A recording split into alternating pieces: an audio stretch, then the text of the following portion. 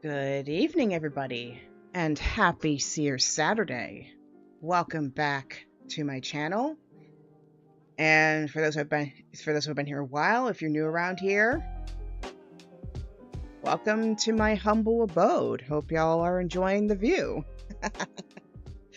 So, uh, so most people tend to tune in for this, so kind of surprised, but I'm also really happy that at least you find some entertainment value, whether it's gaming or it's this. So thank you for being so supportive.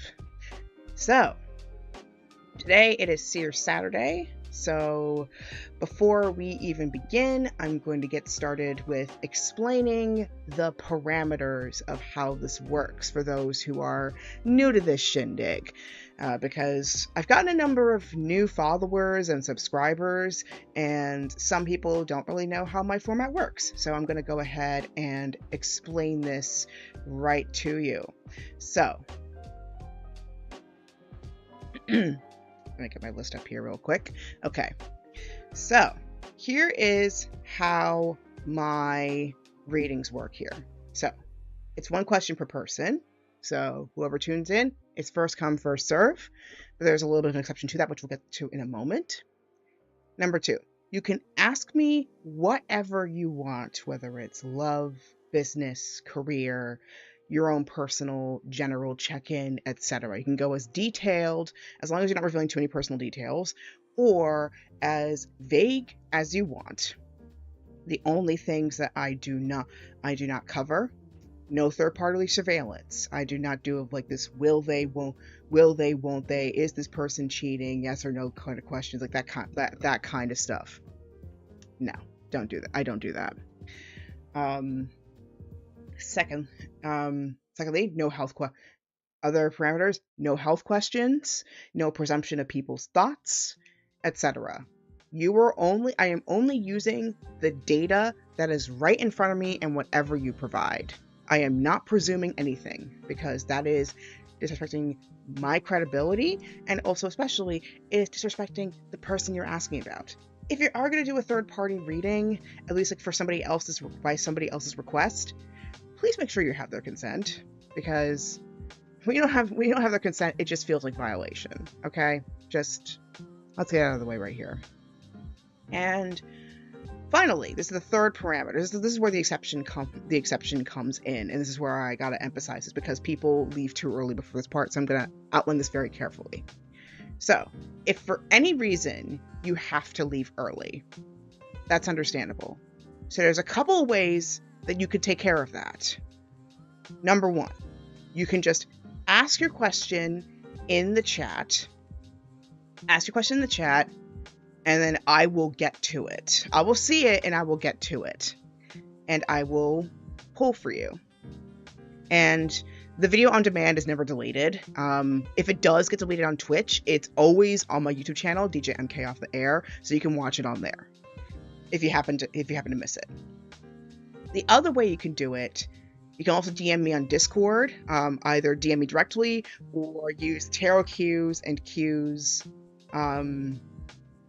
chat on my Discord server, Time to See His Magic Circle, so you can use that.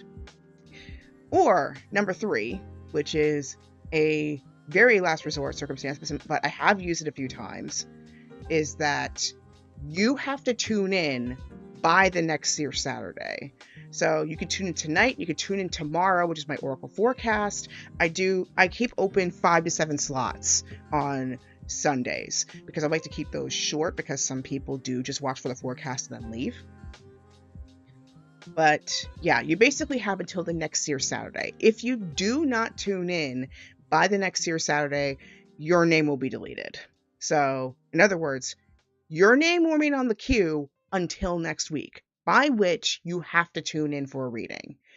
And that brings me to my final parameters. My readings only happen on weekends, unless it's some sort of special holiday, like Beltana, like what happened on May 1st, although that time I had like an event that day, so I couldn't really stream on that day. But unless it's like a special event, like a full moon or a new moon, I always tend to stream on the tarot streams always happen on weekends. So Please don't tune in and then all of a sudden, oh, I just realized I forgot to change the game thing.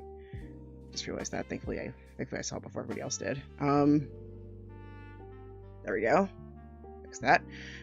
Anyway, final thing.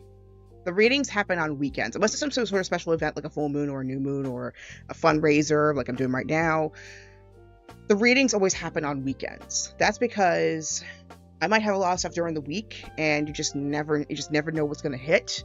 And so please, when I'm in the middle of a gaming stream, please don't ask me for like a reading like right when I'm in the middle of a game, because that is game day. Game day is game day, tarot day is tarot day. They're completely separate things. So please respect that and just pay attention to notifications as to what stream it is per day. Odds are pretty good. If it's a weekend, it's tarot day. And maybe a little bit of a game if I'm in the mood for it or have the energy for it. If it's the weekdays, it's game day. So please respect that balance, and we should be fine. So, with those parameters outlined, without further ado, let us go ahead and set the scene here. Let me pull up my decks. I traveled a bit out of town last weekend, so that's why it looked a little different compared to today. But yeah, hello, hallucinating reality and dream it possible. Let me see what I can pull out. So what I feel like pulling out today. And I also would like to give a lovely shout out to a couple of readers that I have tuned into recently. I've been making it a habit to try and tune into other readers during, like, after I finish my streams, because it's just good etiquette to at least like tune in for a few minutes and chat and say hello and all that jazz. And also I've really enjoyed seeing them too. So I'm gonna give a couple of shout outs today. So first, hello, Kel. So first shout out I'm gonna give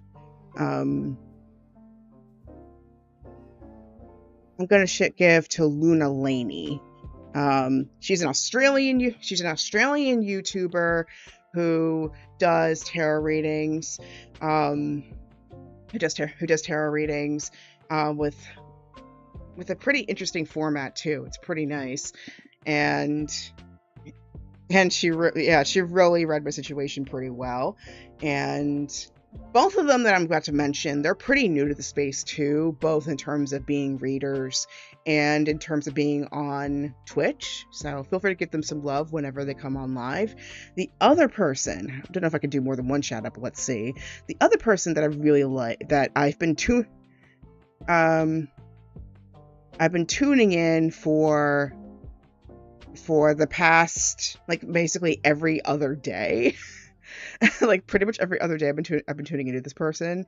The other person that I want to shout out, she's been so kind. She's a sweet soul. We went through her birth chart together. It was so much fun. I bet Momo would have enjoyed that.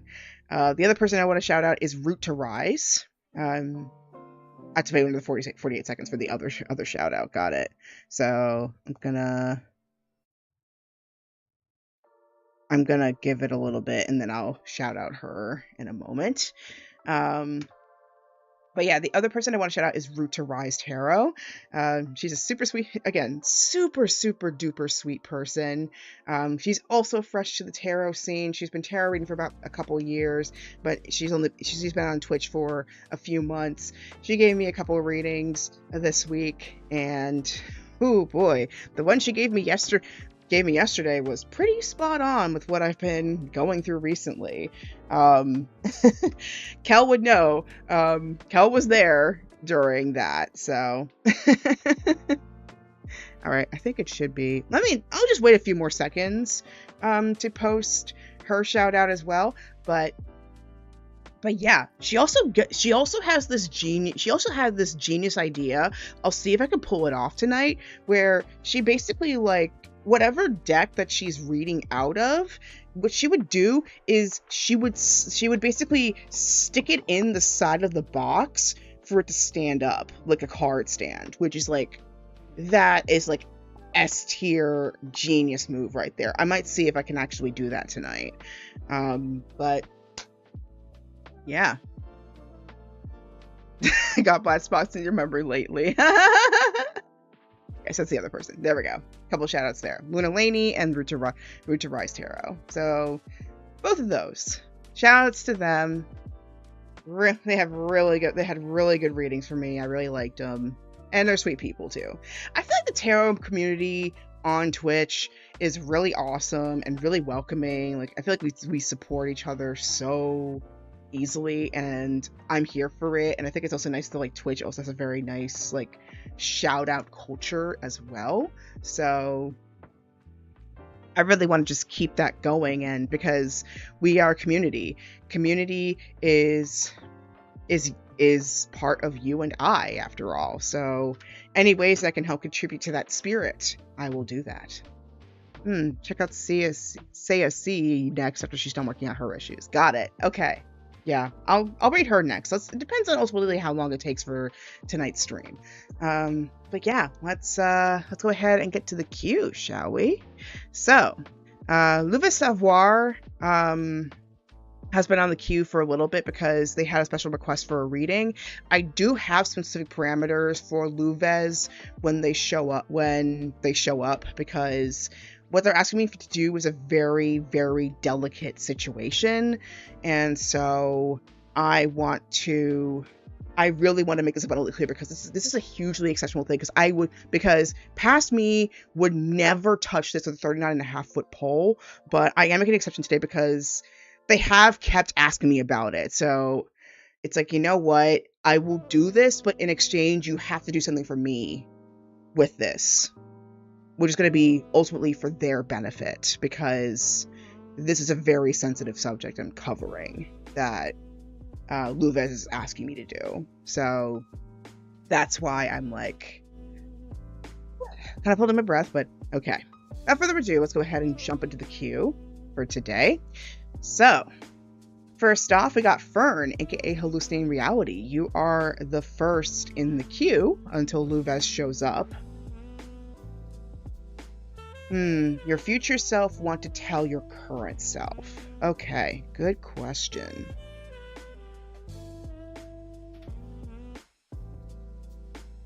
I'm feeling the Isis Oracle for tonight, so I'm gonna pull from this. Ooh.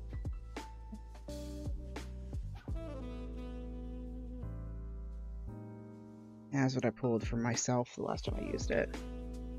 Okay. Get a little bit of an atmosphere here. Gonna light up some incense up in this place.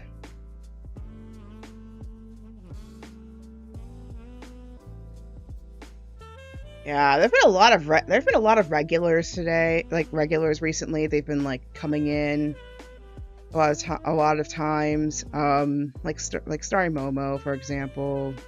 He's been tuning in quite a bit. Also Slytherin. I did not expect Slytherin to tune in that much, so thank you for that. I'm actually, can you believe I am two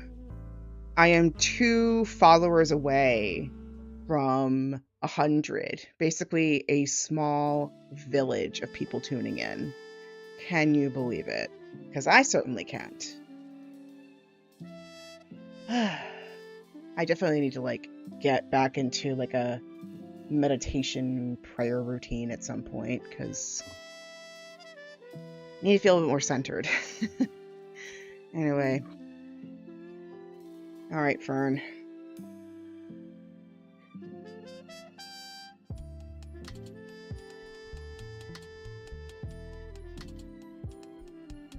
There is my bottle of holy water. I'll figure it out. Anyway. I'll find it later. It's okay. I think I should be fine. There.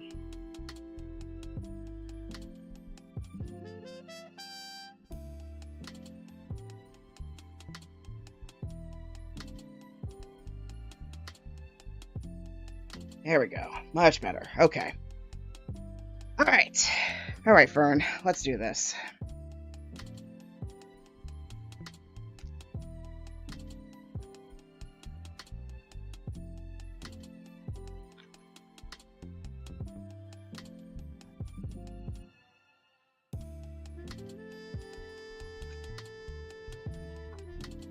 Okay. All right. So I got a couple cards for you from this deck from the Isis Oracle. So let's go ahead and take a peek as to what these are.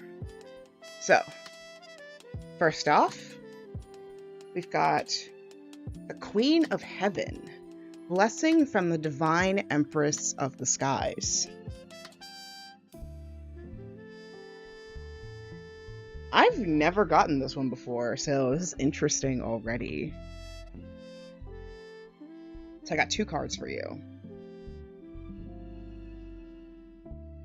The Queen of Heaven, the Divine Empress of the Skies, acknowledges your feminine authority now. As a man or a woman, or an MB, or whatever you identify as. I feel like there's no limit to how this energy shows up. You have a life path of spiritual leadership to bring qualities of mercy, compassion, and wisdom to the world. The Oracle of the Queen of Heaven is a confirmation of your feminine leadership and spiritual authority, whether in a male or female body in this lifetime. Isis means throne, and in her presence and blessing as Divine Empress of the Skies, she offers initiates of the light, men and women, great feminine spiritual power. Feminine spiritual authority occurs when power is tempered with mercy, wisdom, compassion, and love. It is inspired spiritual leadership through the heart and model of power and authority that is based in empowerment rather than force or control. Isis, Queen of Heaven, calls you to ascend to the throne of feminine leadership within your own being, that you may fulfill your life mission and serve the divine feminine on this planet from a place of inner spiritual authority. This oracle is confirmation to step forward in leadership if you have been considering doing so. It might be in connection with others, especially if you also drew a card of Divine Sisterhood, which we'll find out in a moment. But you are also to realize that you are a capable spiritual leader in your own right as you trust in the divine feminine values within. This new model of power is not about assuming authority over another, but about living your truth and integrity and leading by authentic example. There is great power here, and no false sense of responsibility for another, which could drain you and create dependency, rather than growth in those you seek to empower through your leadership. You are encouraged to contemplate how you might step more fully into your own authority. Often this requires that we make peace with the authority figures in our lives, past and present, and how we have experienced those relationships, whether as supportive, truthful, and empowering, or as disempowering, shaming, or perhaps minimizing or inflating our sense of grandiosity. Healthy relationships with authority figures help us recognize where we can learn and perhaps be mentored by another, and where we too can help others learn and grow. Through the eyes of the Divine Feminine, authority is not a question of hierarchy, with one more authoritative over another who has less authority. It's rather more like a circle of life, where we all have different awareness, ability, and mastery to share with each other, together guiding each other into greater wholeness. Each of us with our own spiritual responsibility for our growth, and our own capacity to help others to a degree that we are willing and able. Making peace with authority figures past and present often involves pulling back the unconscious projection of our own authority, divinity, and strength upon those persons, seeing them as belonging to ourselves, and allowing the other to be more human. It may involve recognizing the gifts and human failings of the authority figure and within ourselves in that moment, seeing the grace involved as two people with limited consciousness attempted a relationship. There will always be gifts and learning on both sides of the relationship. Allow the release of forgiveness that comes with compassion and the freedom and willingness to grow within beings so that your relationship to authority within and externally can be healed and transformed. Laughs in Mars opposite Saturn. But yeah, long story short, I feel like there's some sort of call to authority in some way, and it's not necessarily a power over, but a power of, and a power within. And I know the power that they're talking about sounds very gendered, but I gotta clarify, it's not limited to biological or genetic gender. It's more so in terms of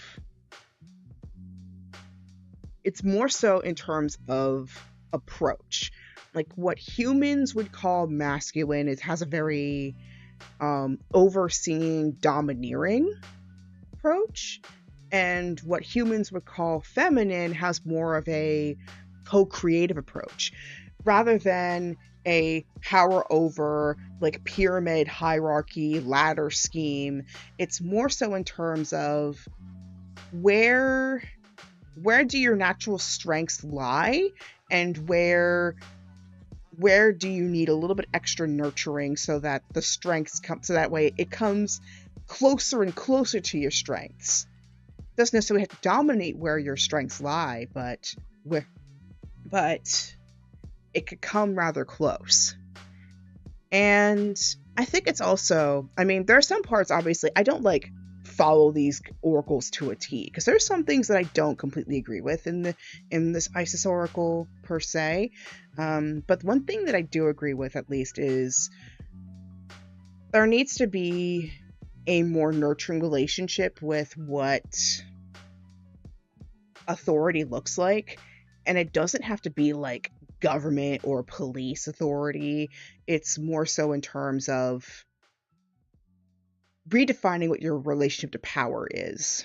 That's the part you need to re-examine, is what your relation to power is, both in terms of what you've experienced when you've been powerful versus disempowered, and likewise what you have probably have witnessed with other people experiencing power. Because like it or not, like whether we're rich or poor, be it financially or otherwise, we have all witnessed how power has been used in terms of asking for what we want, or even just doing the everyday things. But then also times where we've been feeling disempowered, times where the power has been abused, not been used in ways that could be more beneficial to more people. So sometimes, to make it easier to figure out how to be nurturing in terms of your power, you sometimes have to like practice what it looks like within, defining clearly what kinds of power do you prefer to have, and what kinds of power do you struggle with or dislike and don't want to adopt. Outlining it more clearly for yourself will make it a lot easier to then become the powerful person that you know deep down you can be. So that's number one. And it doesn't even have to be like the super overt sitting in my throne kind of power either. It can be in very subtle ways too. I might have an example in a moment, but let me get back to this other card here, because it's the second card. We'll see what it is. If it is the Divine Sisterhood, it ties into this one perfectly. But if it isn't, I think it'll still help out. And it's not Divine Sisterhood, but it's a pretty nice one. It's called the Abundance of Sothis, Stellar Blessings of the Celestial Goddess of Abundance. And this one I have had before. So there's a couple of divine blessings coming your way, so get ready for that. And I did say as much to hang on. Things are going to turn around, and sure enough. So, abundance in many forms is flowing to you now, beloved. Intend right now to receive it. Just decide to do so in your heart this very moment. The Oracle of the Abundance of Sothis comes as guidance to expect increased flow and to continue your good works of building channels through which abundance can be delivered to you. Freely share your talents, love, wisdom, and self, and enjoy the abundance responsively flowing to you in many forms over and over again. Abundance comes to you now, dear initiate. If you've been through a time of restricted circumstance, materially, financially, socially, in terms of health, relationships, opportunities, fun, or friendship, then this oracle indicates that the tide is turning and an upsurge of wealth, health, abundance, and more are coming to you now. After an experience of restriction, perhaps for a prolonged period, you will very much enjoy this new and improved flow of energy, support, compensation, and reward. With your heart open, your many channels ready to receive the influx of abundance, and your innate belief that you are worthy to receive, you attract great support from the universe now. Channels for receiving grace in all its forms are created when you follow your heart and do your part to be ready and prepared to receive. Preparation is an important part of abundance in all forms, and you can enjoy your abundance to the fullest extent when there are containers for it to be held within. Those containers will be practical ways for wealth and other forms of abundance, such as great relationships, to be part of your world. Your channels may include new creative works being formed, seeking network opportunities with others in your field, so that there are ways for people to find you and the work that you offer, for example, or joining classes or groups that allow you to meet others, following up your intuition or instincts in even small, seemingly unrelated situations. The containers will be created not only from the practical steps that you take, but from the intention, vibration, and resonance behind them, which means your thoughts, beliefs, and attitudes all count. If your desired abundance is wealth, then start to really shift your identity and thoughts from a place of restriction to a place of relaxation and willingness to take care of your money, so that you can create a strong container for the flow of abundance to reach you. If you desire a loving soulmate relationship or deeper friendships, becoming more of the person yourself that you wish to experience in others, as well as affirming that you have value and much to offer and are willing and worthy of receiving from others, will create powerful channels through which you can receive the abundance of love and good community that Sothis can bring to you. The goddess of celestial abundance, shining stellar Mother Sothis, will bless you with all you could possibly really receive. So allow yourself to act in faith, be brave, and take steps to ready yourself right now. Make sure you harvest your crops to create even more channels through which abundance can flow to you, clearing out the old, completing and preparing the right crops for nourishment. This may mean revising, finishing, and bringing to fruition old projects, or deciding to let them go completely if they do not feel right to pursue any further.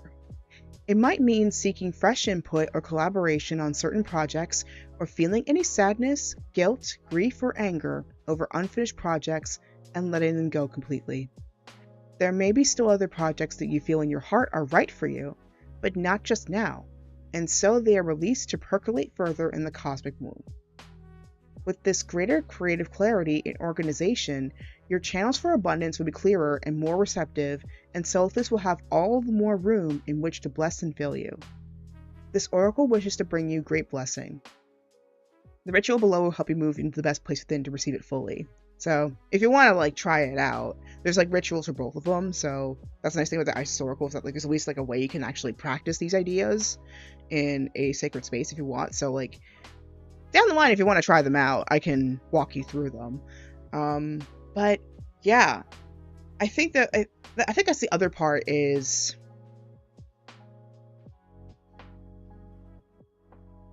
the biggest issue I think that society has is that there's so much emphasis on delayed gratification that there's not enough talk about okay, there is probably a little bit of preparation, but not the preparation in terms of experiencing what it is right now. It still has this mentality of this is happening at a future date, but that only makes you feel as if it's gonna be happening later. I see. Hello, Shiva Lim. Welcome to the stream. And I will get to you. Thank you so much for tuning in. But yeah, anyway, Fern, to answer your question. So basically the other thing that I'm feeling here with this message, and this is something I've been working on, so feel free to again, this is the other thing, the biggest thing I tell you, if it doesn't resonate, throw it out the window, or maybe put a pin in that to the side until it starts making sense later. Because I also find on average, I mean, I don't know about you guys. Feel free to like tell me, like either in the comments or in the chat or in my Discord server. I feel like on average, like the stuff that I tend to talk about in my readings has happened maybe like 1 or 2 months. 1 or 2 months after I pull for it, give or take. I'm not 100% sure, but anyways, there's so much focus on anticipation mode that it kind of makes you forget about like the moment when it finally happens, because so much energy was put into anticipation that when you get to the moment, it often comes in as a very big crash or letdown.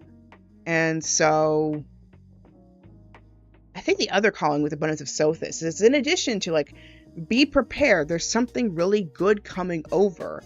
I think it's also partly it's also good to at least experience a little bit of that abundance in your present moment, be it treating yourself the way you want others to treat you, or even just taking the pressure off of trying to push it forward to like a future date, and try to embody some of the traits in the present, so then that way by the time that good thing actually happens,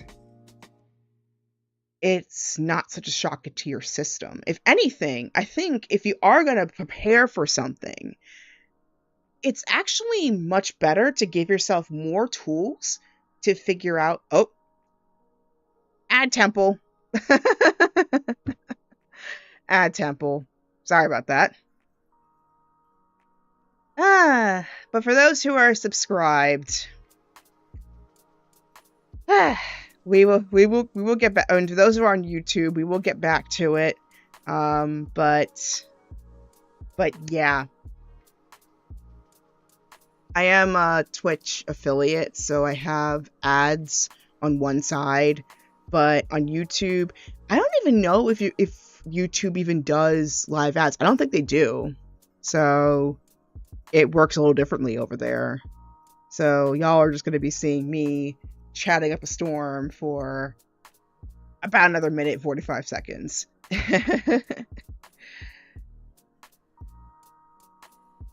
How's everybody's week going?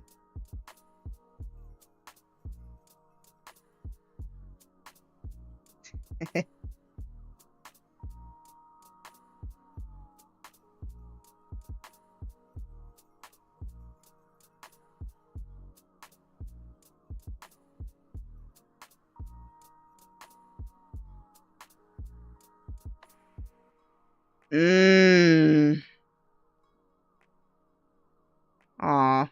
Sorry to hear that, Cal. What kind of question is this? If you had a truce between your father burning you, and the rest of your family's lives, why would you let the rest of your family die? Okay. Yeah, I'll see if I can jump on a Discord afterwards, because, like, sometimes after these readings, I get pretty tired, and I just don't have the bandwidth to, like, jump on. I need to get better at, like, being more social.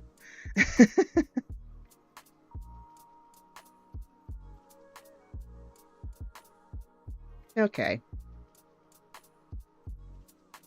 Alright. Ad break is ending pretty soon. So, where was I? Okay. So, I was talking about... Okay, now I remember what I was about to say. Okay, so I know when Fern comes back.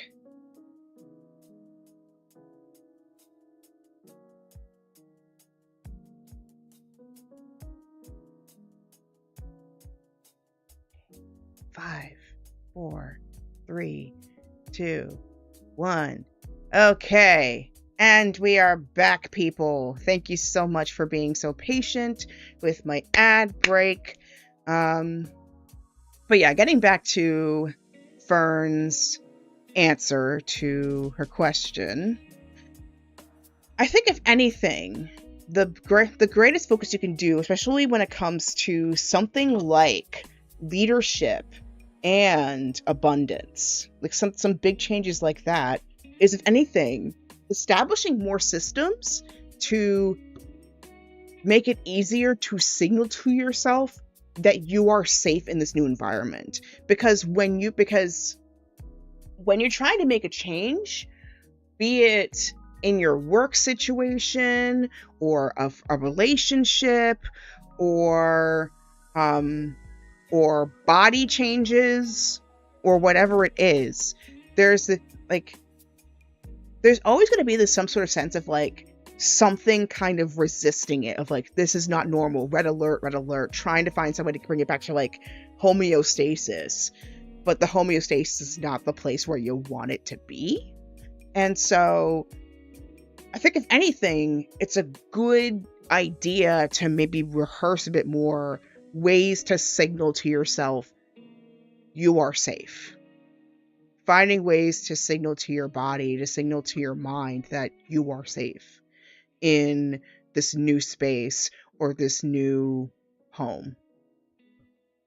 Homeostasis is void, basically. Gotcha.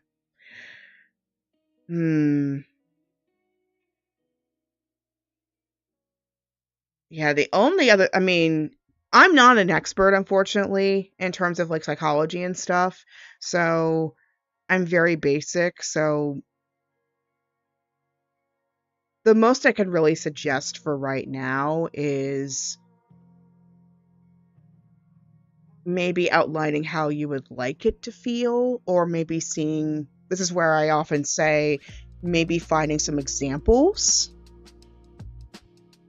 Maybe finding some examples of what it could look like. Like for me, in terms of like, for me, it's like relationships. I've been trying to like look at more examples of people that have the dynamics that I would like to have in a relationship. And it's been helping me get a bit more solid in terms of what I would like in a partner, essentially. Now, I still need to like find a way to give myself like bit more courage to be that kind of have that kind of vulnerability. But at least I have an idea of what dynamic that I'm looking for in that relationship. I see. Gotcha. I'll pull one more card. Maybe that could give you a little bit of a vibe that you could probably adopt, or maybe this could be one of your tools for your little safety reset button to help it establish. 'Cause I like music, so I think this might help. Let's see.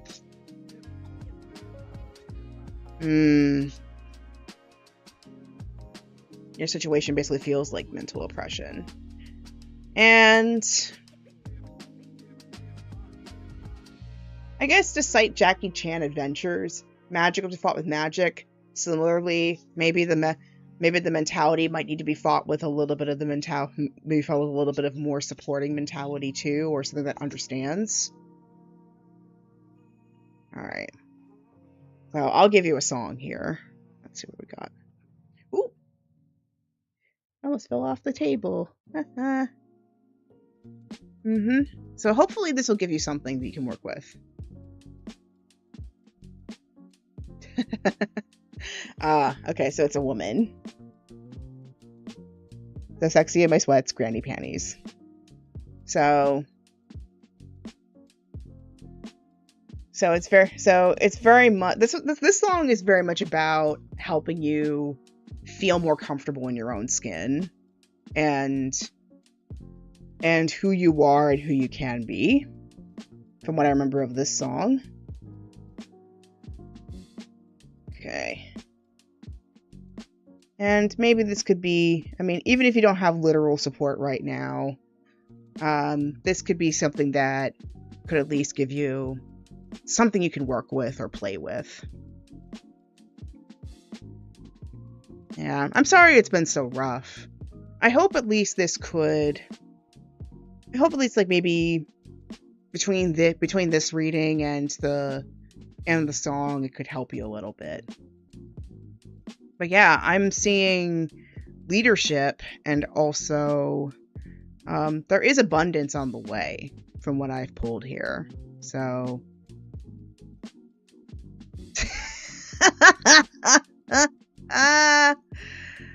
yeah.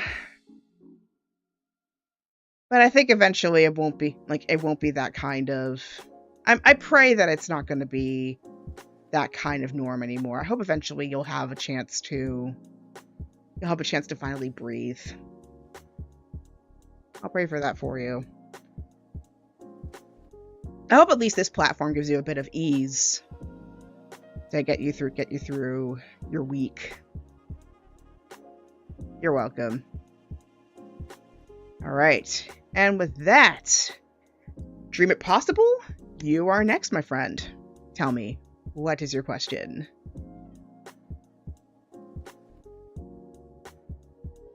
Is there someone in my energy wanting to reach out to me or going to reach out to me?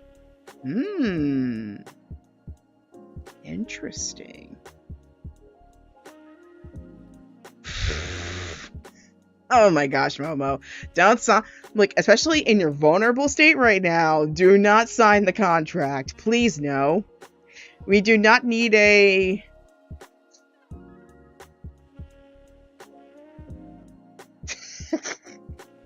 We don't need a, what's his face from Madoka Magica? I just said a Mokuna, but that's Tsubasa. We don't need a Kyubey situation. We do not need a Kyubey situation. Do not sign it, Momo. Do not. Yeah, I just remember Kyubey. It was like a few seconds. Also, interesting that both of those entities are like their big things are like white and pink aesthetics, and they're both multidimensional beings.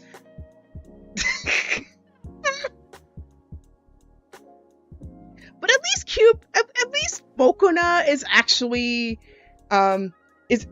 nice, even if he's a little bit chaotic.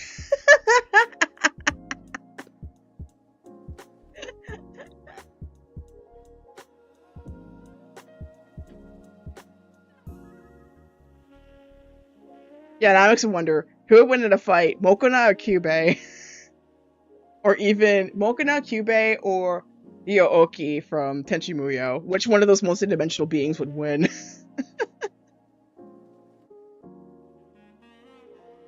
I prefer Holix Mokuna. Oh yeah, I could totally see that. Yeah,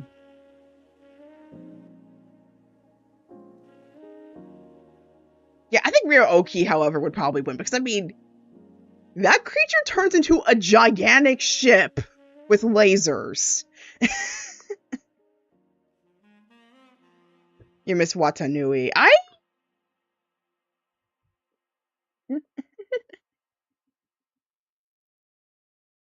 Oh, you're not. Your spirit sibling sent a gentle spirit to watch over you for the time being, along with your guides. Okay, good.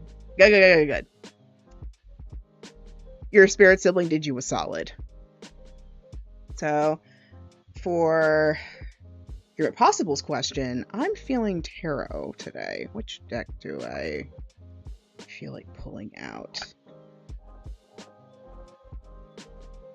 It's the Fae! It's the Fae! Oh my gosh. Yeah, no. Especially now, during this season, you can't joke with the Fae.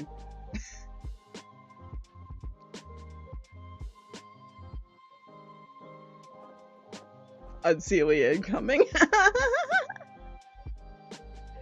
Okay. Yeah, I think it's this deck. Alright. Here we go.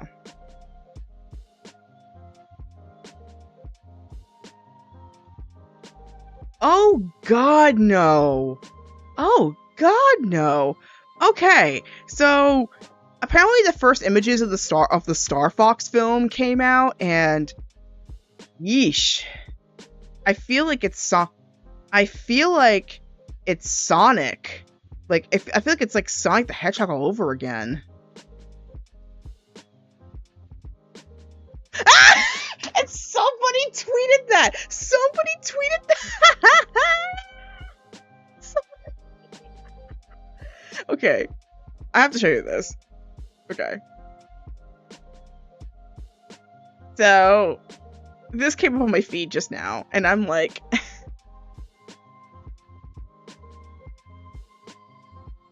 And meanwhile, I'm like... And meanwhile, I feel like the Illumination version of Fox McCloud looks a lot more accurate, in my opinion.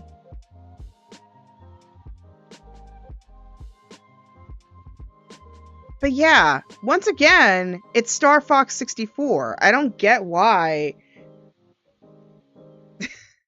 Having unsealed basically he's like asking if I'm going to take care of your cards engine.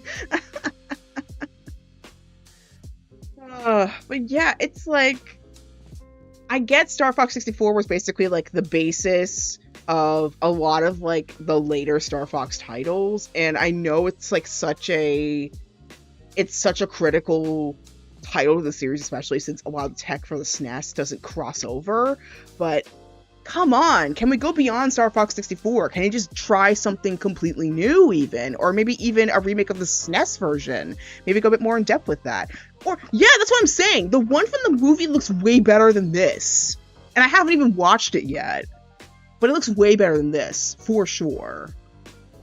Like, Falco, Slippy, and Peppy look fine. It's just Fox. Like, Fox looks almost like...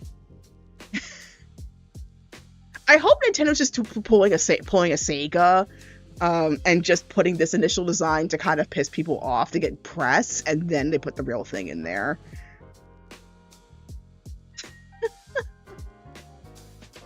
But he basically looks like an old dude, like somebody from like 40 or 50, like 40 50 years old. And I think I remember correctly, Star Fox 64 and the SNES version, it takes place right after he gets out of the academy. So like he's around like maybe like mid-late 20s, about my age. So like mid-late 20s, early 30s.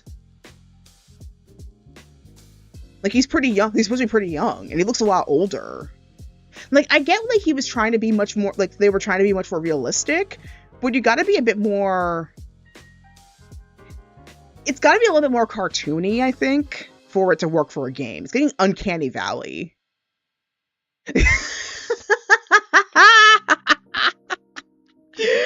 Yeah, like that's basically it. Like it looks high quality. Don't get me wrong. Like the fur is pretty incredible with the designs they have, and you can. I mean, the one credit I will give is that at least you can tell it's Fox. You can tell it's Fox McCloud, but it's just the first promo image. At least it's just not hitting right. The ones that they use for like the previews down below, like with the character images, with that photo tweet. I zoom in. The image on the right, like the bigger like character image on the right with the Japanese images, it look. That's exactly it. Like he's like, but yeah, this one, the images on the right look more accurate to what they are. The ones on the left, like they look like as if like they aged like 10 to 15 years. There's no Crystal in 64. Crystal isn't coming until Star Fox Adventures. And you know the saddest part, Cal, is that originally they were originally the game that Crystal was featured in was actually supposed to be a standalone game, Dinosaur Island. But then I think like either Nintendo of America, the American division of Nintendo, or even Nintendo themselves thought that a female protagonist is not going to sell, which is kind of ironic considering it's the same company that originated like Metroid. And so they reworked the game into a Star Fox game and made Crystal the secondary character. And then later Star Fox Assault came out as like a main character, and then Command. So she's only been in like 3 games.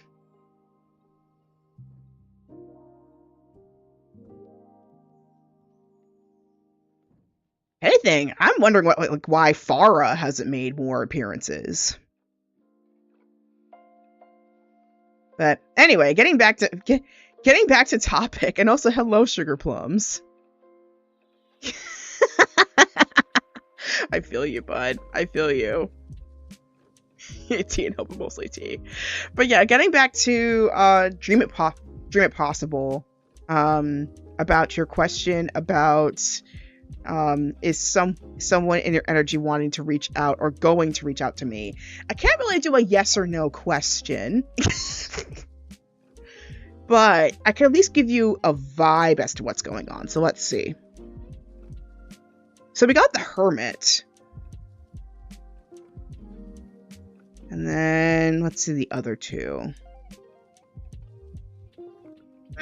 Seven of Wands. And Ten of Swords. I might redo the shuffle because this doesn't look right. 1 second. Sorry about that, Dream It Possible. Clearly I'm off my game today when it comes to tarot, but we'll get back to it. That did not look right.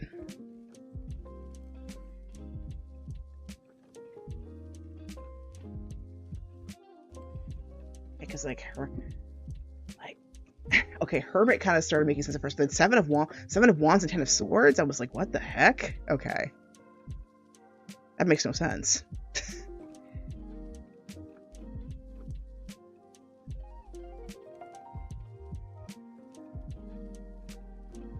Okay. Two of Swords and Page of Pentacles. And that's not that much more different, honestly. Okay.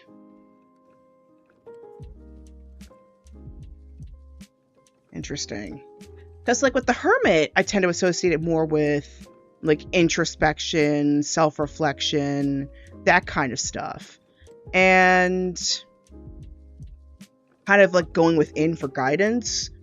And then Seven of Wands and Ten of Swords, I tend to like see, like, Seven of Wands is about defending what you believe in, and then Ten of Swords, I kind of see it like it's like recovery after a hard ordeal. And it asks the question, I mean, the whole suit of swords asks the question, victory at what cost? But yeah, there's something like, it's like there's something coming, all right, but it's like there's some sort of like challenge for what I'm seeing that like you'll overcome, and you might need a little bit of a recovery period, but there's some challenge that you're going to get to the other side of. That's one thing I'm seeing. And then Two of Swords and Page of Pentacles. Two of Swords, usually I tend to see it as the impasse card, where you're kind of determining, it's like you're determining what's the lesser of the two evils sometimes, or a stalemate between decisions. And it's like you have to try and find a compromise of some sort, even if it's not like, if it's not maybe like initially what you were looking for. But also just being honest with where you're at in this juncture in your life. And in the Page of Pentacles, I'm feeling like it's more so Seven of Wands and the Page of Pentacles. I feel like they are hints about how you can approach whatever energy is coming over. And Page of Pentacles in general, they're about the material.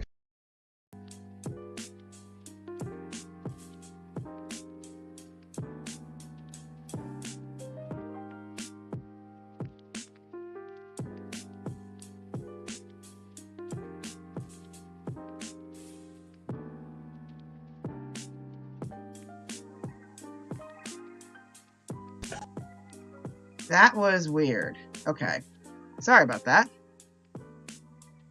But anyway, what I was trying to say earlier was that, shoot. Okay, Page of Pentacles, what I was saying. Usually that this card usually is in reference to it's a reference to like the material plane, be it money or more often than not, what needs like dedication and due diligence. And I'm feeling like that's what may be called for whatever is arriving your way, is having this due diligence towards whatever energy is coming up for you. I've been feeling like this reading that I'm pulling for you, it's like you asked one thing, but what you needed to hear was something else. So I know you asked me about, is there someone your energy wanted to reach out to you or going to reach out to me?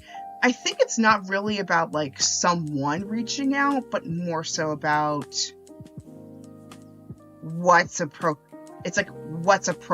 you and how you need to approach it.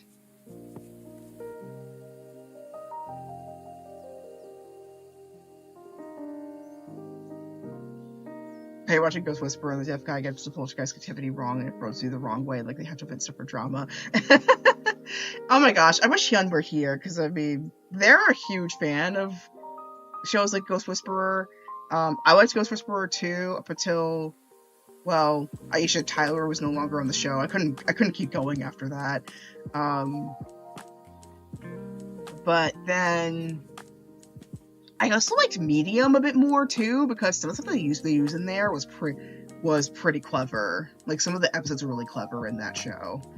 But anyway, let me see if I can get something more specific that I can work with you for this. I'm going to switch tarot decks real quick and see if that gives me a bit more clarity, because I feel like this one just didn't give me much that I could explain. I feel like I'm off my game today.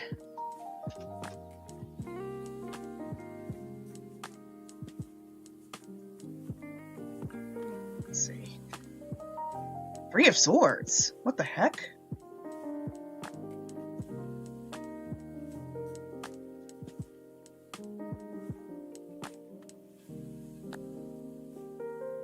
And Seven of Wands.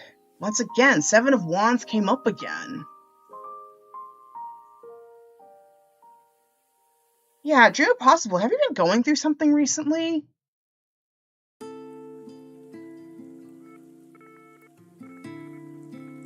Oh, you sure, Kel? Okay. Alright, no problem. You do what you gotta do, okay?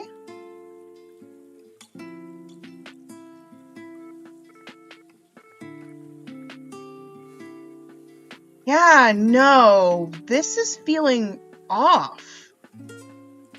I don't know what's going on. It's like, none of my pulls are making any sense. Yeah, I'm so sorry, Dream Impossible. I don't know what's going on with my pulls.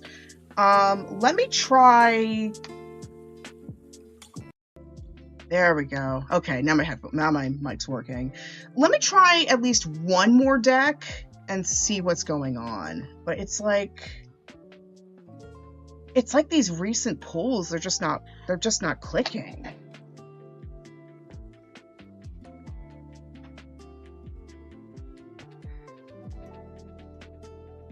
Okay, one moment, guys.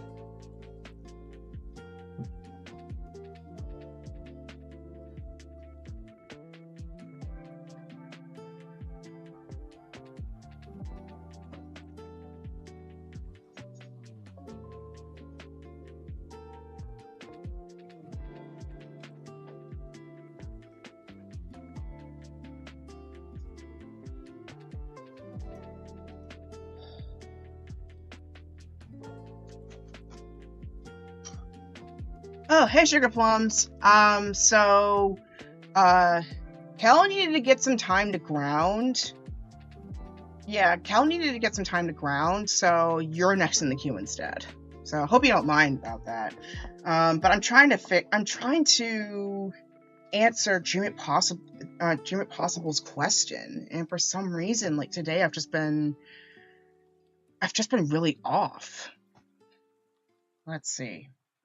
Let me try one more.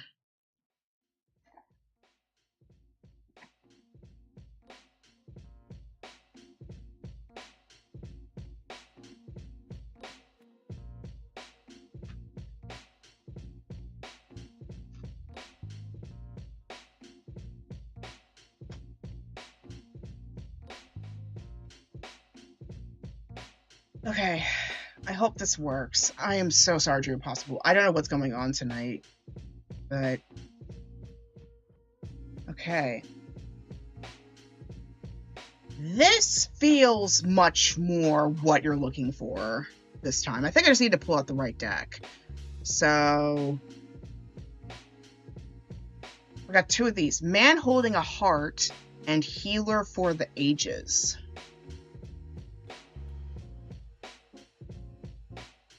Okay.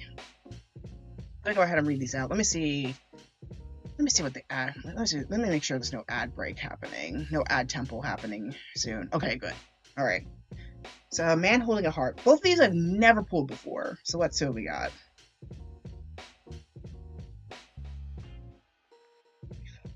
Okay. 45. Man Holding a Heart. Male dealing with family, love, or emotions. This tender man sits with flowers all around, holding a heart in his hand. For a man, it signals greater clarity about emotions and their purpose in your life. There could be a more balanced approach to family and love at this time, even if those have been confusing experiences for you in the past. For some, this card upright could signal the presence of a new man in your life, one who tends to be more thoughtful and aware. Whether or not this man is a love interest or a friend, he brings a high intention to help with personal projects, family, or home issues are concerned. And then Healer of the Ages.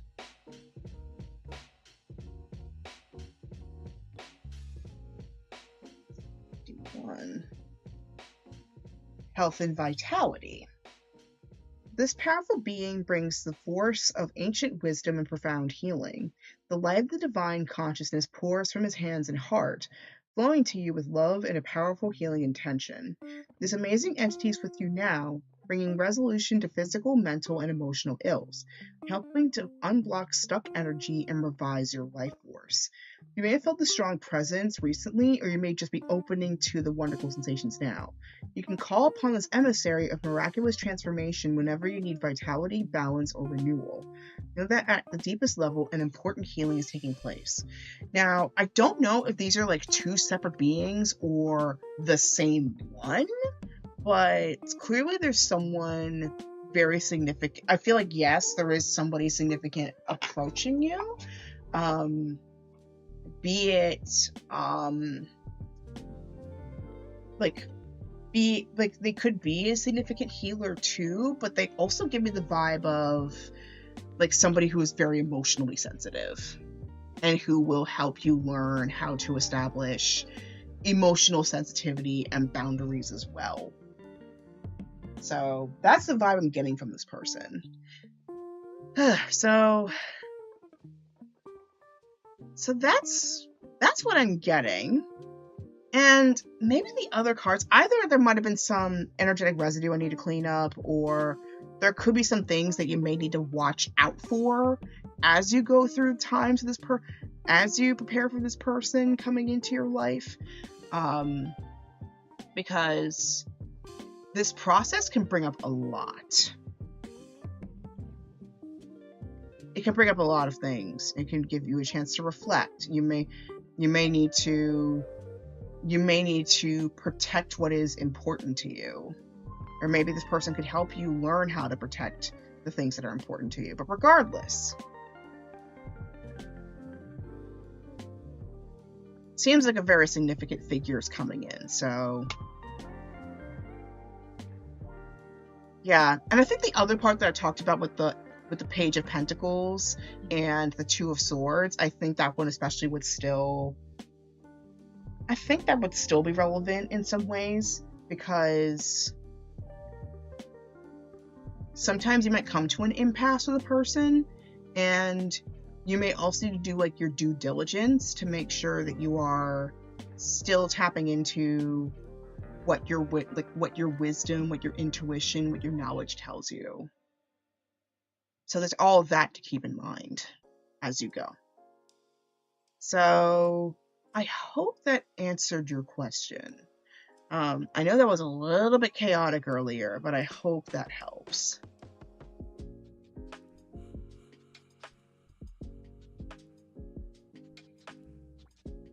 Yeah, no problem.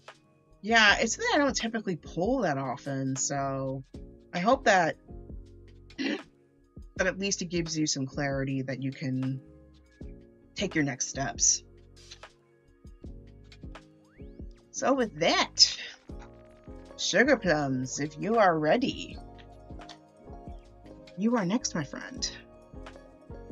I am blazing through these. I can do this all day. I can also do Shiva Lim's question if they're still online. Because like Shiva Lim, I haven't pulled for you in a long time. Yeah, take your time.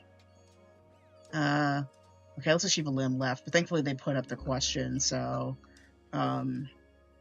Shiva Lim asked what's coming next. So I'm gonna give them a quick shuffle, and then that's while Sugar Plums is putting in their while Sugar Plums putting on a question on Discord. So what's coming next for you for Shiva Lim? And I hope I'm not going through a bit of a karma crash, but let's see. Ooh.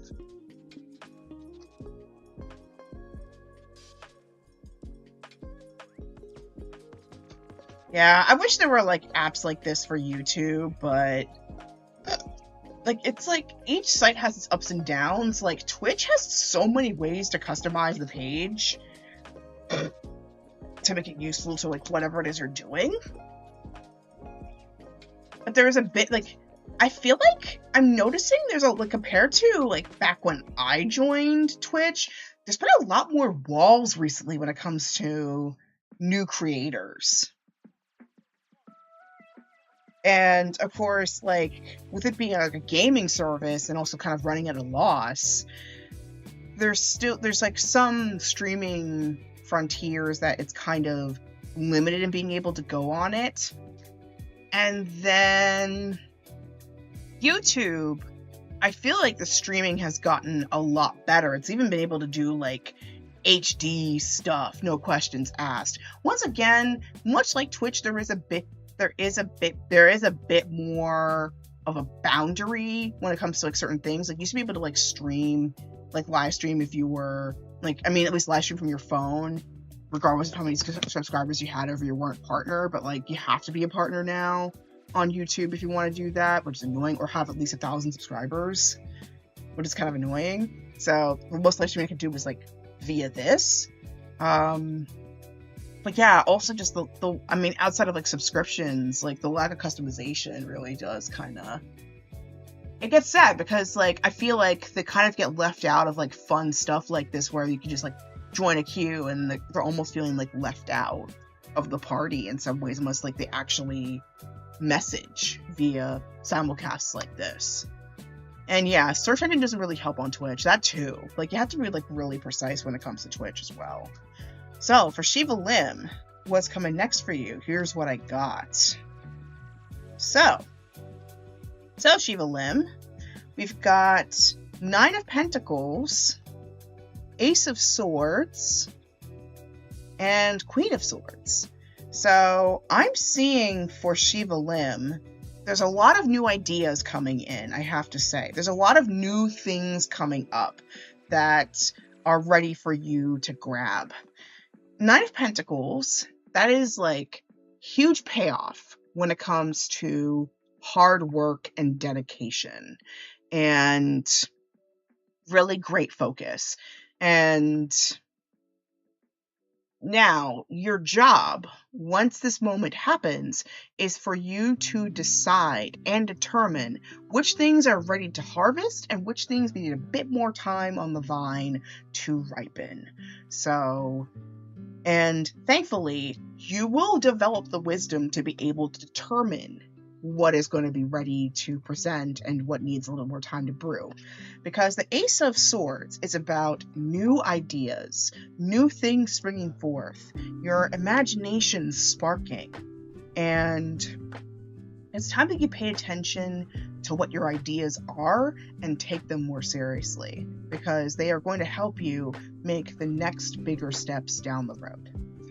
And the Queen of Swords, this is the characteristic you are going to need to carry with those new ideas and with those opportunities that are about to spring and burst forth. Because you need to make sure you have a gaze on what you're feeling, and then also simultaneously make sure ultimately you are still having some logic come into play as well. You know how to keep your emotions in check, but then you also need to make sure you're also seeing as much of the bigger picture as you can. So that's my tips for you, Shiva Lim, if you happen to tune in later. Thank you so much for coming back on YouTube. It's been a hot bit since I've seen you, but I hope that helps. Okay, y'all are everybody's typing. The next two are typing up on Discord. Okay, so I will go ahead and take a look. Take a look. It's in a book. Reading Rainbow.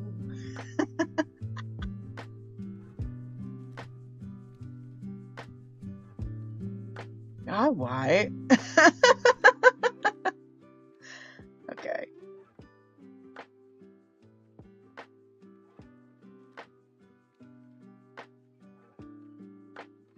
Ah.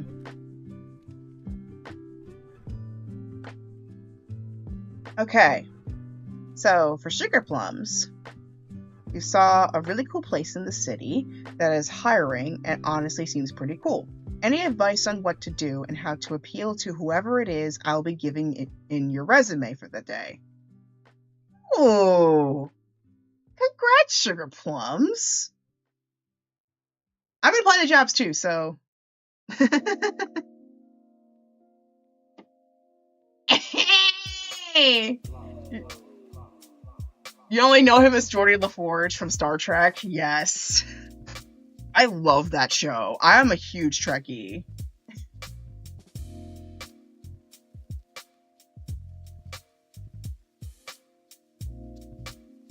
Ah, that's a good feeling. It's like when you find a place that just like you feel like you're just gonna slot right in and just feel right. That's an amazing feeling. I've had that with like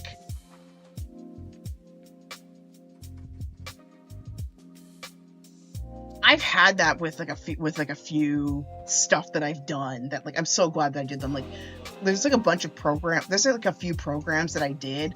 One was the Interfaith Youth Corps. They since rebranded to Interfaith America, but oh my god, best 4 days I have ever spent. Like I don't regret going to it. Like that was the best thing I could have done for myself. I meant I had it in yesterday, but it feels like I had to wait it out for a reason. Okay. Yeah, sometimes it can be like that.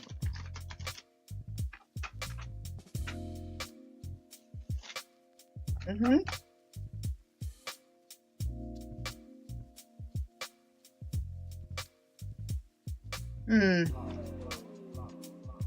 Okay. Ooh! Got 2 of Cups already. Yes! Yes! Oh my god, Kel. You were speaking my language right here. Teal'c from Stargate. That's my guy. That is my guy. I also love Cisco. Like, I just recently started I started watching DS9 again. Man, that show was so underappreciated back in the day. Like, it holds up super well now. Oh my god.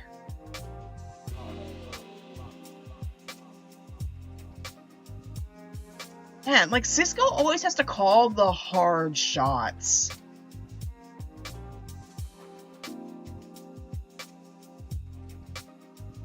And well, fun fact, the guy who plays Jake, Sirach Lofton, and we share the same birthday. He's a few years older than me though.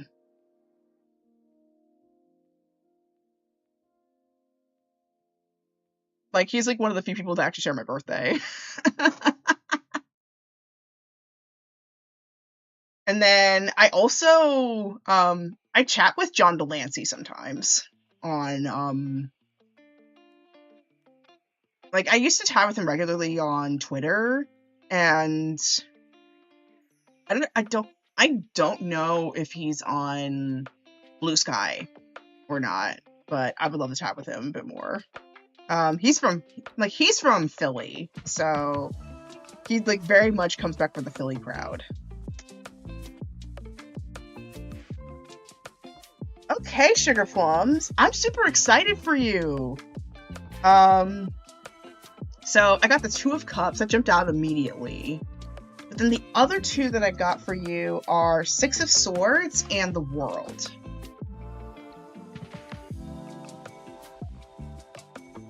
Yep. Yeah, Will Smith's from there. I think he's from West Philly.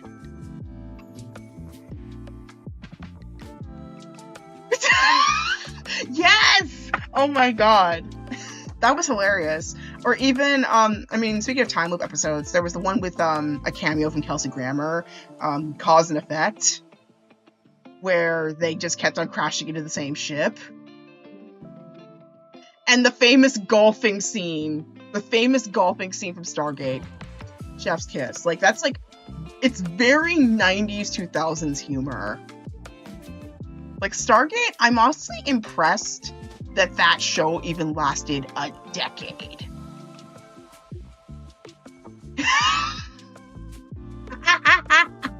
They love my shot. But yeah, that show lasted for a decade. I'm impressed, honestly. And then even the movies, both the original one that started it all and then Stargate Continuum. Bruh, like, honestly, Stargate's kind of a masterclass in terms of both longevity and also consistency, like consistent arcs. If you want to know how to write a good sci-fi show, Stargate's one of them. But yeah, this is a really good readout, Sugar Plums. Let me like break it down for you. So I'm feeling like the things to keep in mind when it comes to this job, and especially like any job or any opportunity you find interest in, I think it's very much about getting a relationship. And I can say this from personal experience. I mean, some people have even like they talk about it a lot when it comes to job hunting, of like, go inside and talk to this person and blah blah blah. But it feels like kind of like they actually tend to come at it with a lot of that advice tends to be like, barge in there, command the room, be this number one person, etc. But no, I think like if you got a good vibe from the place, and I think it like, especially if you manage to like talk with at least one person from the spot that you are thinking of applying to, that already is your foot through the door. If you really vibe with this person, I say just keep chatting with them, because odds are pretty good. Like, if they're vibing with you from the moment they see you or they get a contact from you, they want to keep talking. So just keep talking with them. That way they are fresh on, like, you are fresh on their minds. Oh, you haven't spoken to anyone yet, and you just saw a TikTok video. Okay. Yeah, I say maybe like reach out and like just ask them what they do. Like, get a vibe for like what it is like that place is doing. Like, establish a relationship. Because if you establish a relationship, that already will make it a lot easier to get your foot in the door. Because it is ridiculous, but it's like, it's not just what you know, it's also who you know as well. And that in a way was how my study abroad program kind of came up. Oh, if there is an option to walk in, do that. They'll put a face to the name at that point. And that way you can also get an idea of what your vibe is too, what the vibe of the place is as well. So if you do a walk-in, do that. Please do that. Because you need to make it solid about like making sure this is the vibe I'm looking for. Good.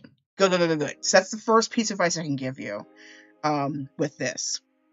Second thing that I can give you in terms of this is the Six of Swords, which often it's all about like rest or retreat. But especially like letting yourself like put your difficulties and put yourself to like bed and just trust the process and recover after all that grinding, because you need to recharge. And especially with this last one, the world, I mean, it's about like fulfillment, completion, wish grant, like another way of saying wish granted, but it's like everything is falling into place and you can just trust the process and have some peace of mind that you did everything you could to succeed. And I've had a similar thing with my study abroad program, to talk from personal experience, because that was basically how I found it. So, excuse me. So I basically had this thing where, so I went to Middlebury and I made a really good friend up in Vermont who lives up in New York. And she and I really vibed. Like, she felt like I mean, she's younger than me, but she has like this older sister kind of vibe. And we really hung out like thick as thieves. And she told me about this program. And so I emailed the director and she was like, yeah, we would love to have you. Like, apply during the beginning of this year if you're still interested, and we'll get back to you as soon as we can. And it was like, and between that and looking at the description of the program, I was like, and also my friend who was really into it as well, I was like, sold, let's go, let's do this. Basically, after everything I went through, I went like, what if? But I had to stop that. Honestly, if I didn't do this stuff before, I wouldn't be where I am. Yeah, exactly. Like, I had a little bit, like, I admit, the Middlebury did pay off in some dividends. Like, my language, like, I don't know if you saw the video yesterday that I did before Escape Simulator, but my test results improved. I went from like an iffy N4 to a solid N4 within that one summer. And even with like not exactly having the greatest time in some areas in the program, I still did pretty well enough that I still improved in some ways, and that improvement I think then carried over to what I tested into when I got into my study abroad program. So all of these things that you do, and I think especially after everything you went through, giving yourself the time to actually recover and prepare for the new environment, that especially is going to be helpful for you once you get into your new position. So, but I'm excited for you. I am super excited for you. You gotta let me know how it goes, because like, this is so exciting. And this one I don't need to pull a card for. I'm gonna recommend this song to you because I love it. So I think you need this. You need this whimsy.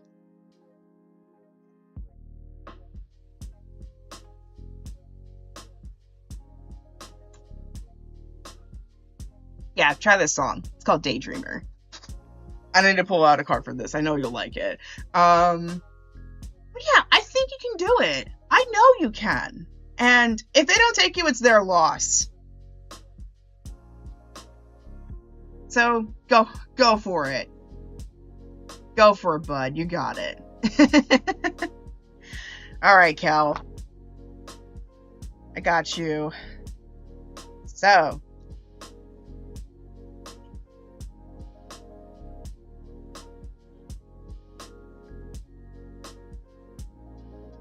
Okay.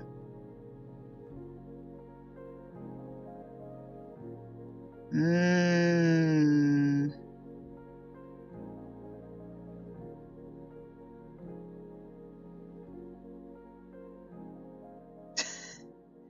he said, and you sent me a video of MacGyver. Like, you were so, like, that's such a classic show. Okay, so the reading essentially, from what I got from the 3 cards that I pulled for you,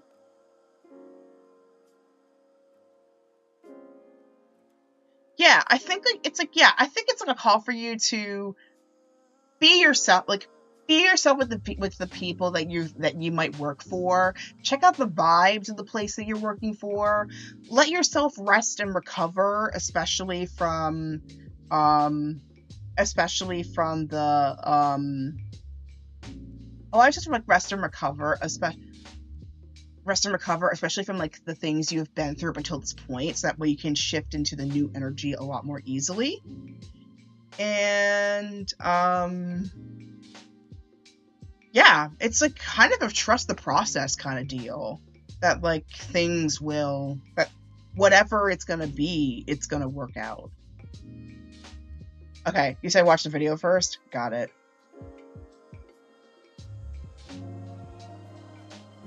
Yes! SG-1! Love that show.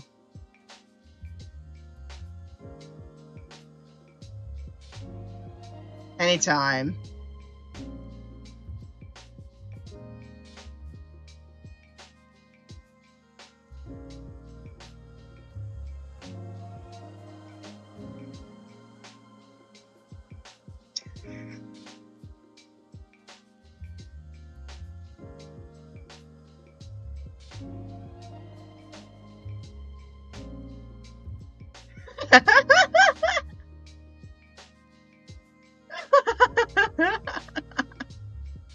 Okay. Aw, thank you. I'm glad you're here. Okay, I'm gonna have to play this on camera. Give me one moment, 'cause this is just too funny.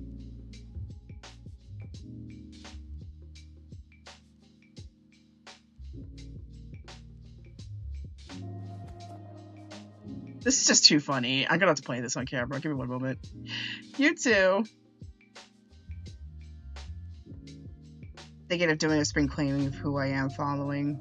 Question is any positive messages. Okay. But yeah, let me play this for you guys, because this is like... I love O'Neill.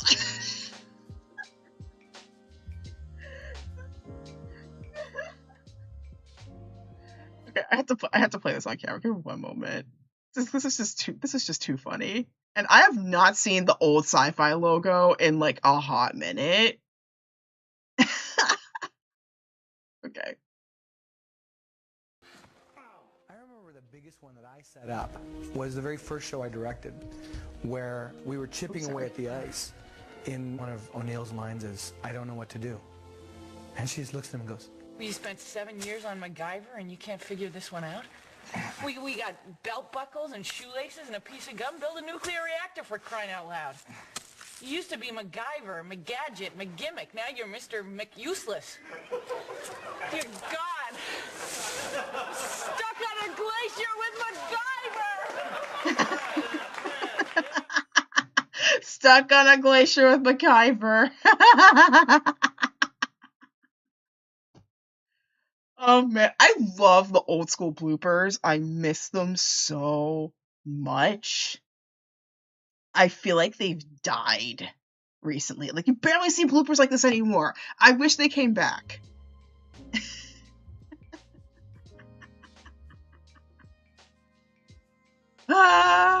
Okay. Oh, that felt good. Okay. Thank you for the great catharsis. I really appreciate you, Cal. All right, positive messages. Let's go.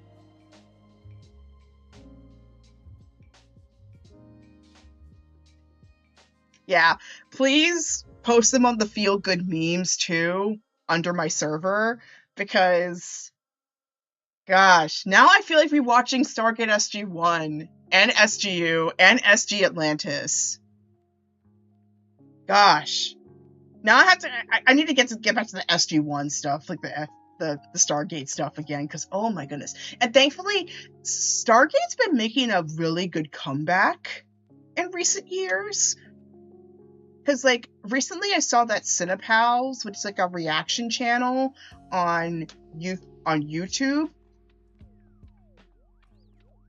They just reacted to the first Stargate movie.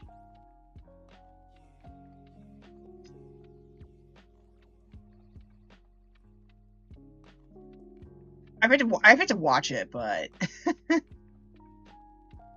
that was so good.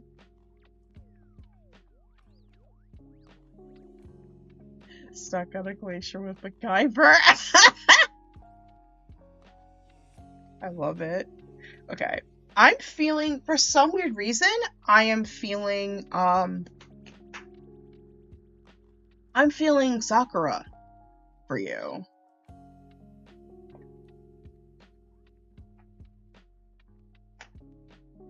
Ah, I see.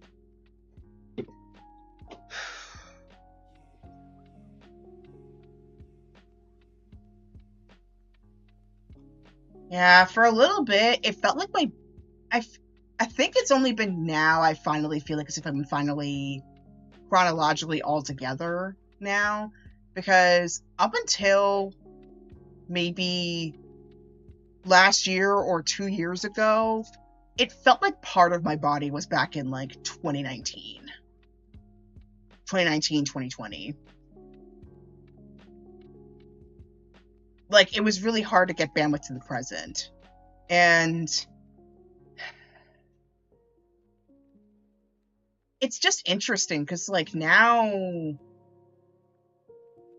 there are some things about my present that are kind of challenging, but on the other hand, though, it's very, very, it's like I'm very much here. So, yeah, I don't know what to think about that. Okay, so, ooh, okay, yep, y'all want to come out? Okay. Ooh, yeah, we got a lot.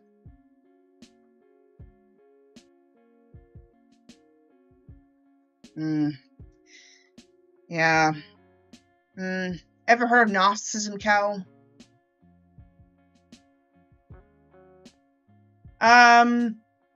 So I will say this much: the characters are not a thing in this deck.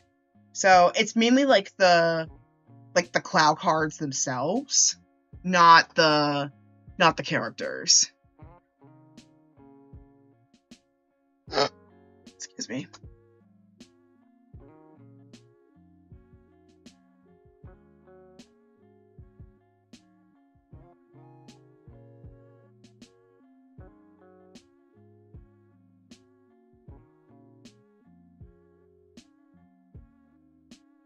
Okay, just pulling out my resources right here.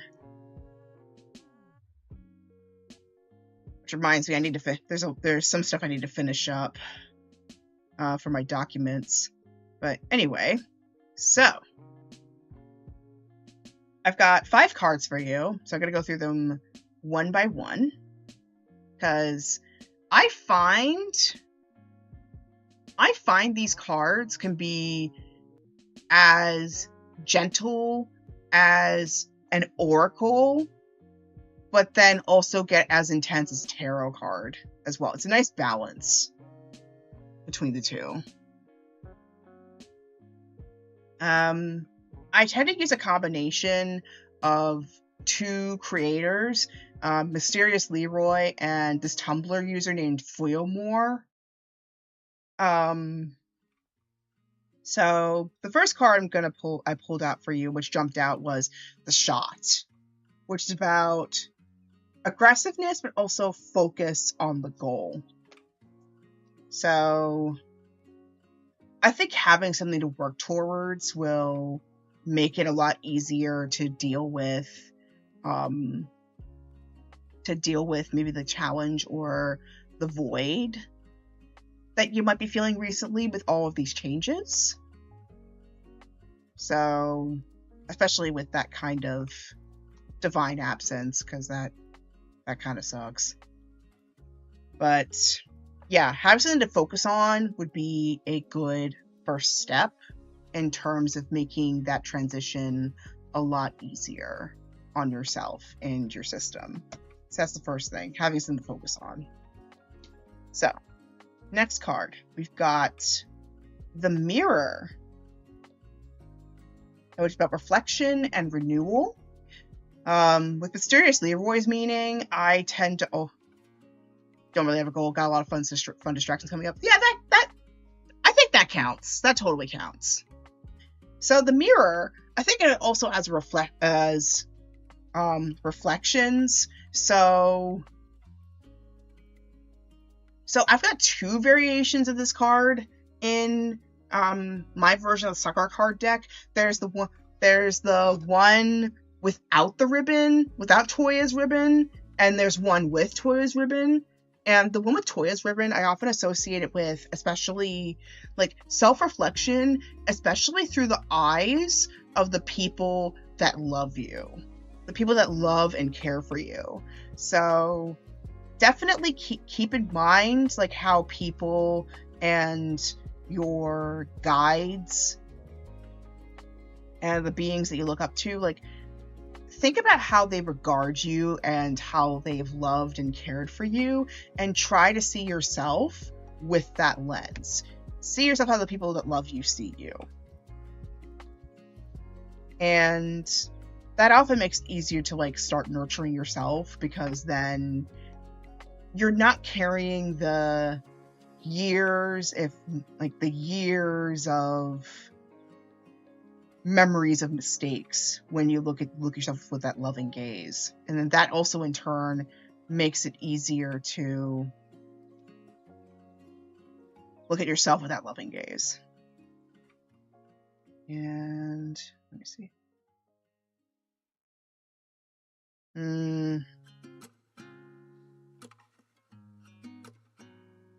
Yeah, I did see that. I'm sorry.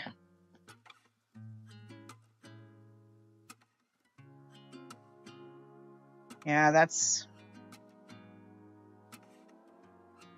gotta suck.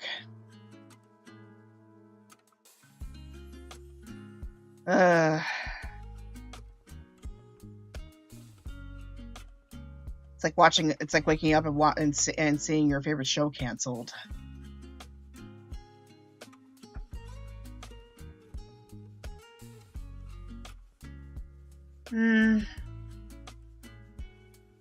I disagree. I don't think the love, I mean, even if the love from her might not have been genuine, I don't think the love, I think the love that you've experienced with her, I think that was very real. And you definitely need to honor that, at least. That you had a love of some kind. And you're capable of giving and receiving that love. So I don't think you should discount that.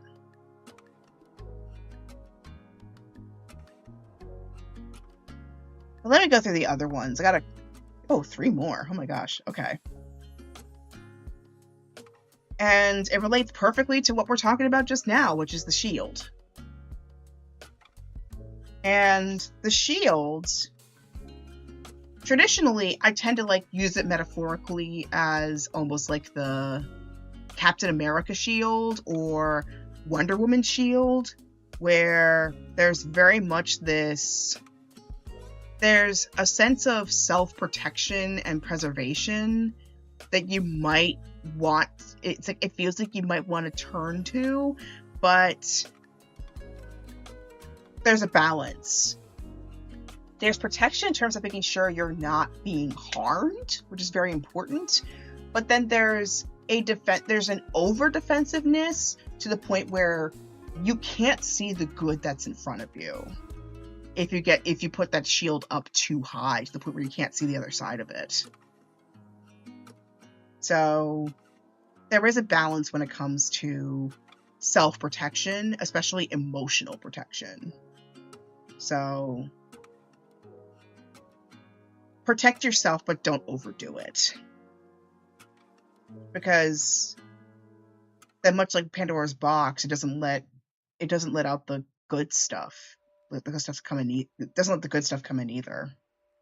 So there's a call for balance. Okay. And that means it doesn't. That's all we really can do. So let's see. So next we got the glow, which is good news, because usually it's about like comfort and pleasure and good luck and cheer and happiness. And remember that even through this darkness, through that pain, that is that desolation that you described earlier, excuse me, there's still happiness to be had. And so it's important to allow yourself to keep going and hang on. Something will come out on the other side of this.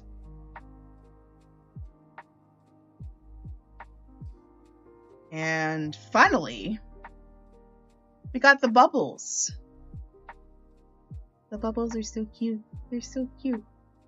So it's about clearing up, purification. It could also mean like things bubbling up to the surface and acknowledging what needs to be said to me.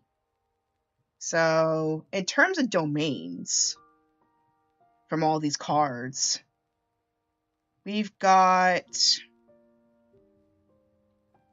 because like they have like houses, kind of like how tarot has like departments and domains.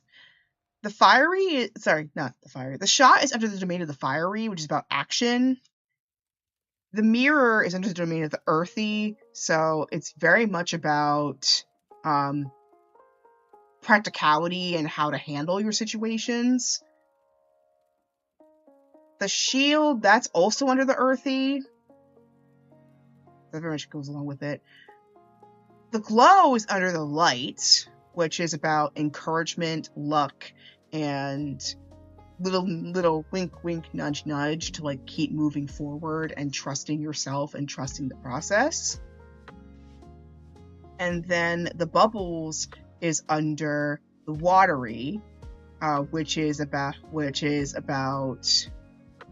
how you tap into your feelings and your emotions and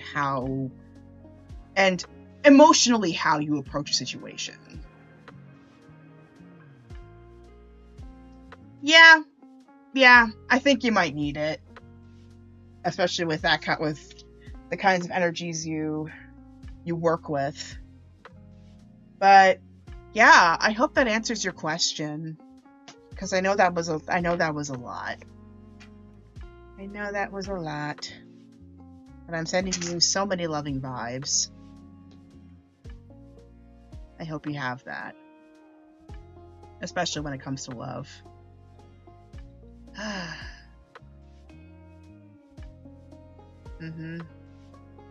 That makes sense.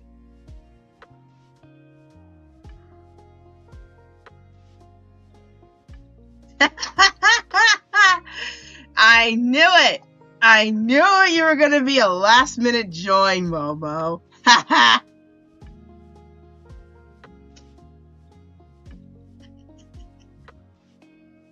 Just when I'm almost done, you jump right back in.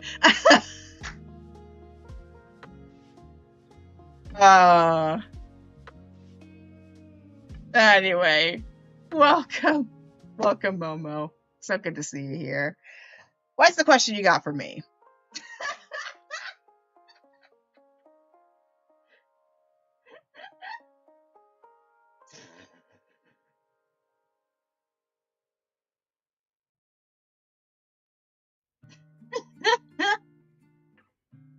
Oh man.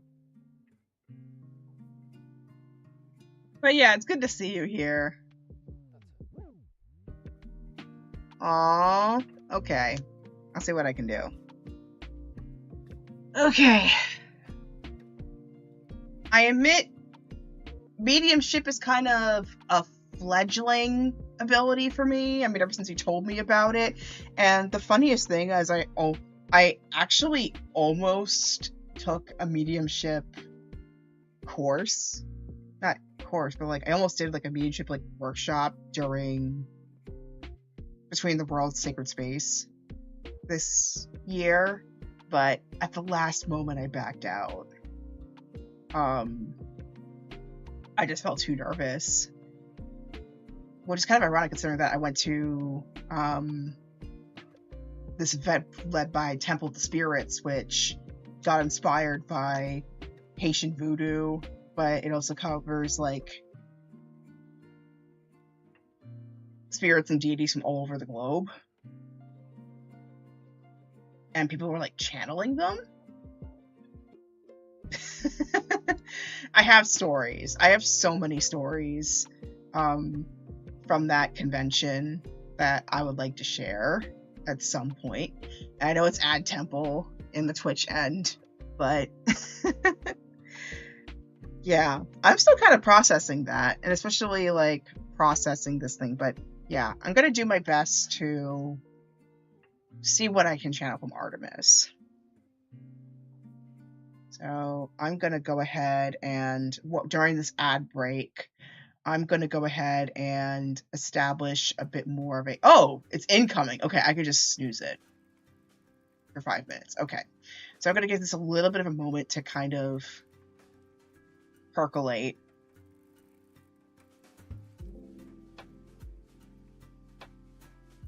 A little bit of safe space here, and then I will give it a pull.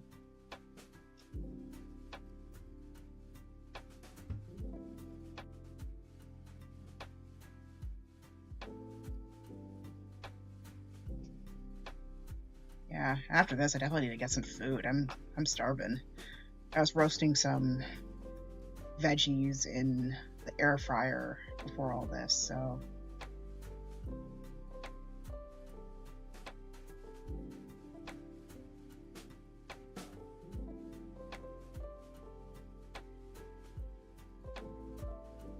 alright, gonna establish a nice container.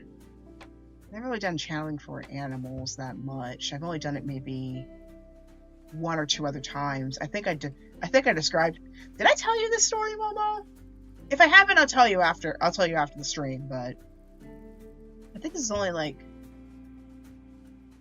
the one time. Like it's like the only second time that I've actually facilitated for an animal spirit.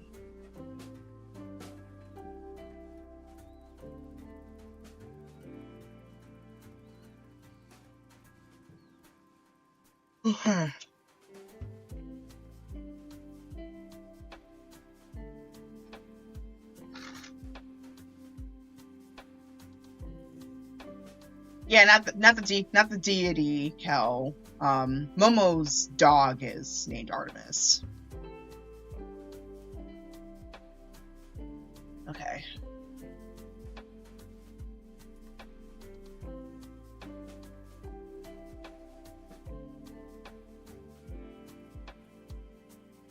Now, with that said, Artemis the goddess has been a guide through my Saturn return, and I did like a little goddess pull. I think it was like earlier this year, and her Roman equivalent came up as like, yeah, I'm not done with you yet. It's like I'm not done with you just yet. You need a bit more time with me. And I'm like, okay. Yeah, I think the only other person who she doesn't really argue with in terms of the deity is like deities wise is Orion. Because I mean, depending on the myth that you read.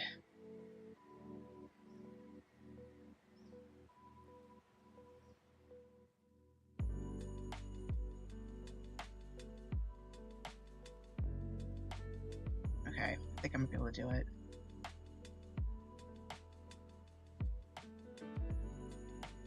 This one's feeling more.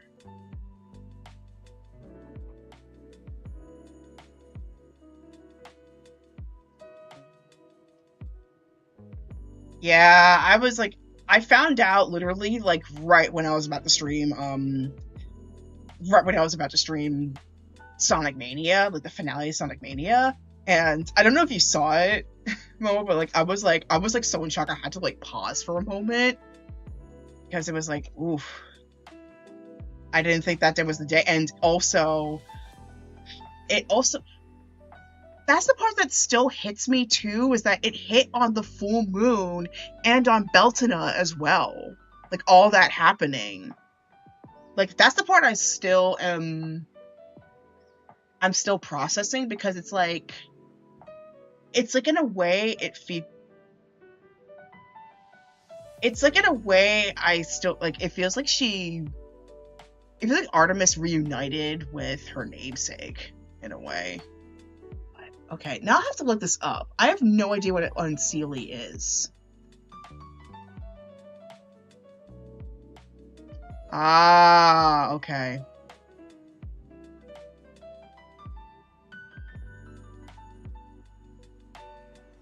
Their power peaks are in the dark half of the year, spanning from Samhain to Beltana. And they're associated with the Wild Hunt.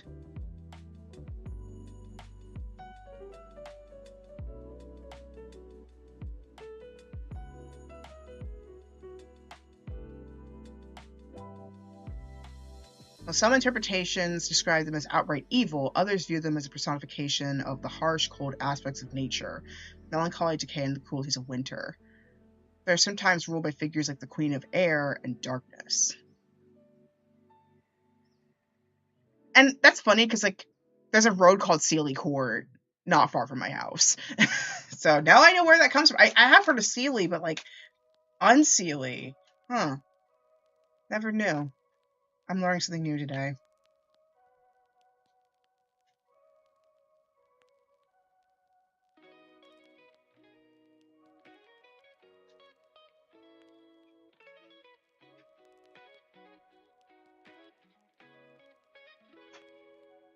Okay.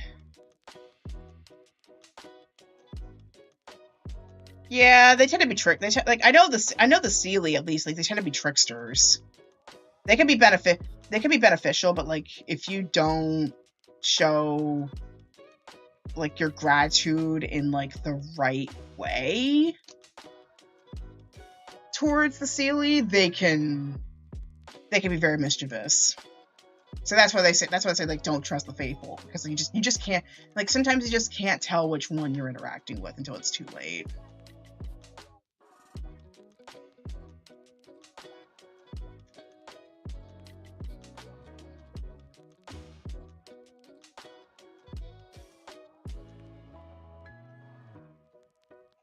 Ooh.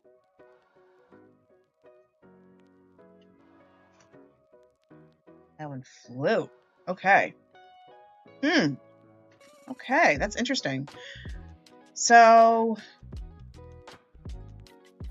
I got for you, Momo, I got the world. And I got this feeling that Artemis is doing fine. Like, she crossed the Rainbow Bridge for sure. I could tell that much. I'm also sensing that, like, she could also tell that, like, I think she can also see that your grief is hitting really hard right now, because I pulled the Five of Cups as well. Like, it's feeling, like, I'm feeling like there's still a recovery from grief that's happening here, and you need to allow that.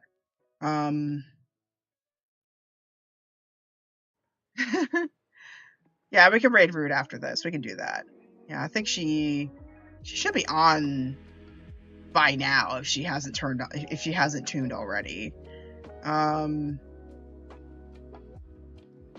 But yeah, I can close the queue. That's a good idea. So that way there's not too many readings.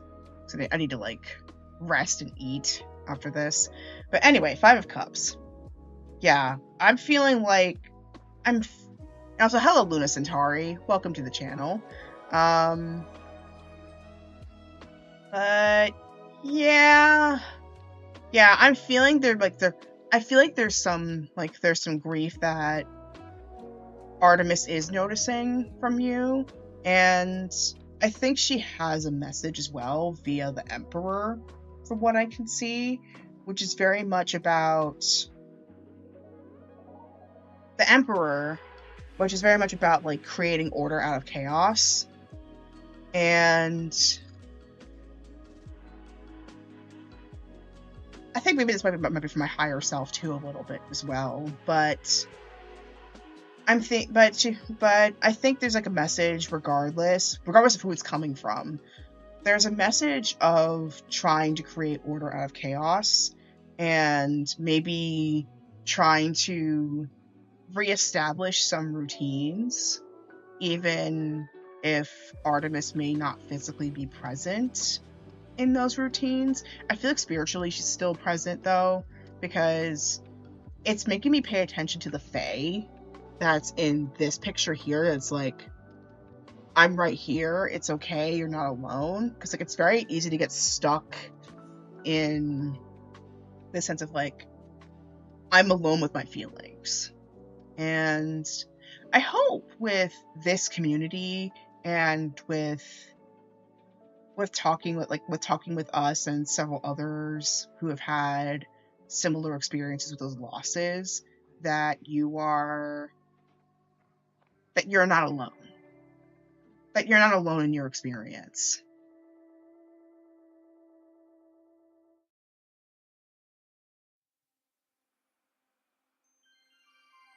Because I know how difficult grief can be when you're in the thick of it. And I feel like in a way it's a call for you to like help yourself get back in touch with a lot of the good things that you've had with Artemis, as well as remember that there was wholeness to be had.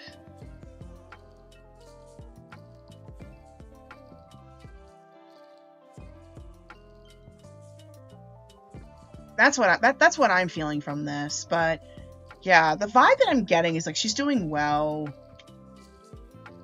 She knows like you're feeling lonely, but then also reminders that you will get through this time of grief.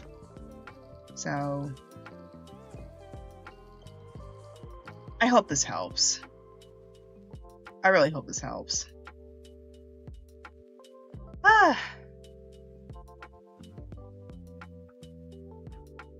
Yeah.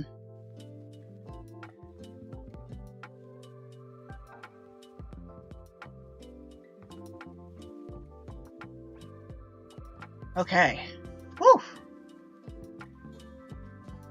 Yeah, I hope that helped. But yeah, I certainly felt the sense of like, she's okay. It's definitely a fresh kind of separation, so to speak, but I'm also feeling like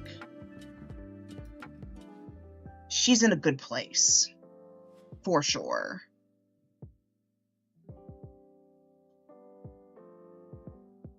So that's what I sensed. Dang, ad break. Okay. Okay.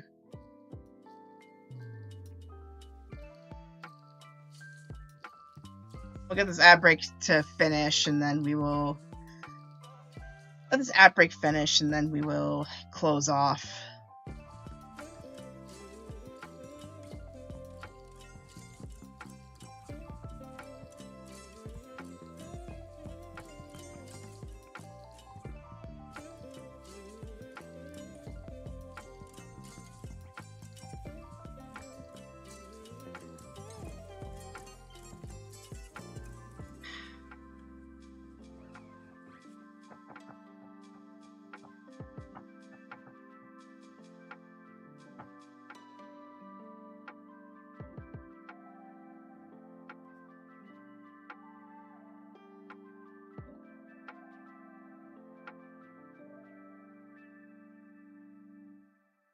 And we're back. Okay.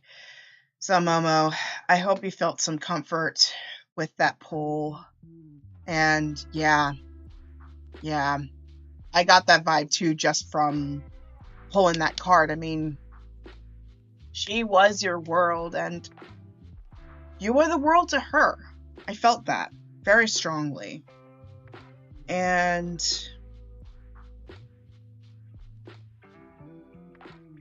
I know how difficult it is with you not being able to, like, physically feel her here. And yet also know that you're not alone. You're not alone. Mm-hmm.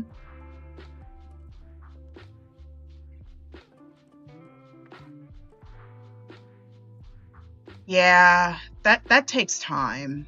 That takes time. Like, you're still, this is so fresh. So, like, it's barely been over a week. So, be really gentle with yourself, okay?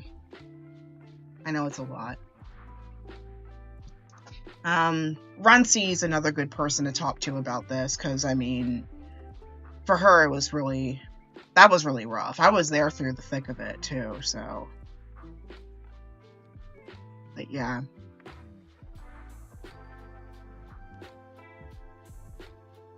Even if you're not able to talk, at bare minimum, listening is good, too, and just knowing that you're not alone is often it can be very important for times like these. But anyway, with that, I think I'm gonna end it here. I need to eat something really badly. And also, I wanted you to do another with a fellow reader, which once again, I have said earlier, shout out to Root to Rise Tarot. She's like pretty new to the space, so please give her some love. I'm going to rate her in a little bit. So tomorrow we are going to get back to the Oracle forecast, which are pools to prep for the work week. And rest assured, people, I've got 7 slots open tomorrow. So if you missed out on getting a reading today, come back tomorrow. I usually keep 7 slots open to keep things short, as well as be able to give more readings for those who want to have a chance to do that. Now, still need to figure out what the rest of the week is going to look like, but we'll figure that out as we go.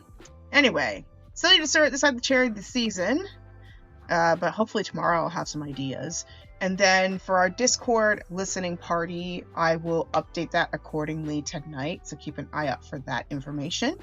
In terms of real life, there's the Queen Herbie tour happening this summer. I think she officially started it this week, so hopefully she has a nice, safe travels as she goes across the country and telling all of her healing raps. And right now I am fundraising for my trip to cover some expenses. So if you want to do that, if you want to help out, there's 3 ways you can do that. You can continue tuning into the channel because I get ad revenue.